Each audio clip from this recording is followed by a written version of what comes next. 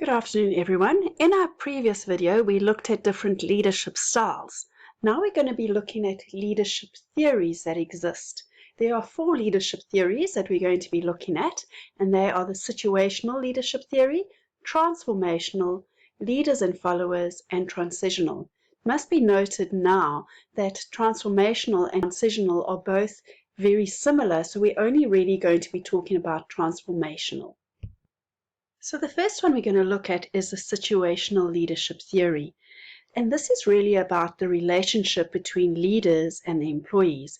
And it's about this relationship that's based on mutual trust, respect, loyalty, and honesty. The leaders have the ability to analyze a situation and then get the most out of the people to get them in the right position to complete the task successfully.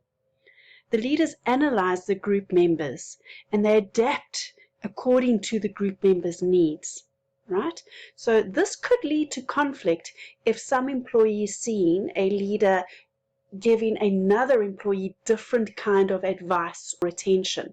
So if we look at this graph here, we can see that a situational leadership will go through 4 different stages. If we look here, it's the delegating stage.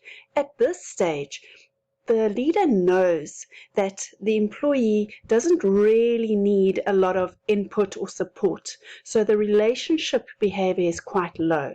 It really is just observing them, telling them what to do, and then just leaving them to get on and do it.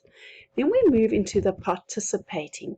This is where the leader starts seeing that he needs to encourage the employees more. He needs to help him solve the problems. So they really are both in it together. Then we go into what we call the selling part. This is where the leader now needs to really work high and hard at forming a relationship with the employee to build their confidence. He needs to show them exactly how to do things. So he's persuading a lot, right? And then we move into the telling. This is where there's very little relationship going on. It's merely go do what I'm telling you to do, and it's directing them to get a task done. So depending on the situations, a leader will change the different styles of leadership that they use. We now look at the transformational theory, and I've put a picture there of Nelson Mandela because who else is so iconic when it comes to transforming and changing the way people did things. So it's suitable for a dynamic environment, an environment that needs change. This person has a passion and vision, and he really wants to inspire the followers to change their expectations or perceptions. It's a strategic thinker who develops a long-term vision for the organization and sells it to the employees. A transformational leader gets the trust, respect, and admiration of all his or her followers. They promote intellectual stimulation, creative thinking, and problem solving, which then results in growth and development for the whole organization.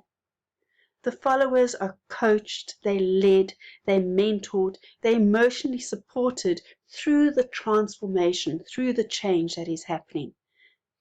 This transformational leader will encourage followers to explore and try new opportunities and new things.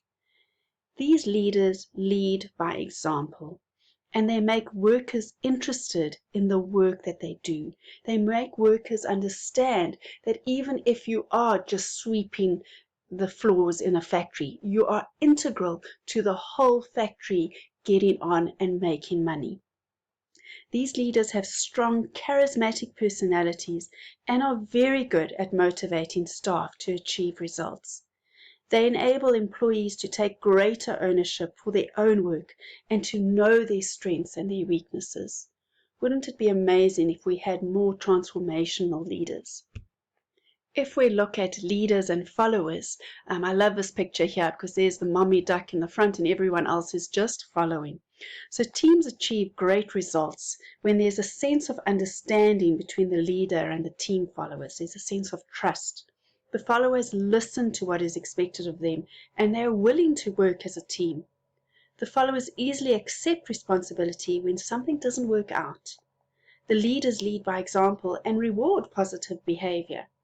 The leaders motivate the employees to devise alternative strategies to find more efficient ways to use the resources that are available. The followers might just trail along depending on the leaders and other followers to pull them through the task. The followers who are not allowed to evaluate and openly communicate with their leaders will lose respect for their leaders.